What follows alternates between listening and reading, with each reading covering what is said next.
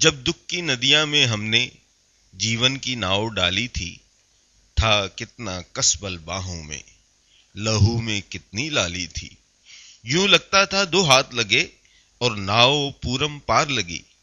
ایسا نہ ہوا، ہر دھارے میں کچھ اندیکھی مجداریں تھیں، کچھ مانجھی تھے انجان بہت، کچھ بے پرکھی پتواریں تھیں۔ اب جو بھی چاہو چھان کرو، اب جتنے چاہو دوش دھرو، ندیاں تو وہی ہے، ناؤ وہی، اب تم ہی کہو کیا کرنا ہے، اب کیسے پار اترنا ہے۔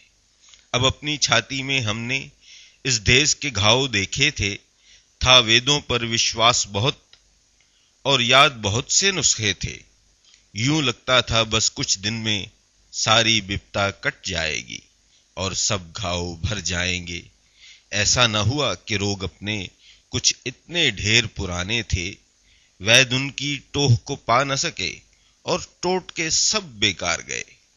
اب جو بھی چاہو چھان کرو، اب جتنے چاہو دوش دھرو، چھاتی تو وہی ہے، گھاؤ وہی، اب تم ہی کہو کیا کرنا ہے، یہ گھاؤ کیسے بھرنا ہے۔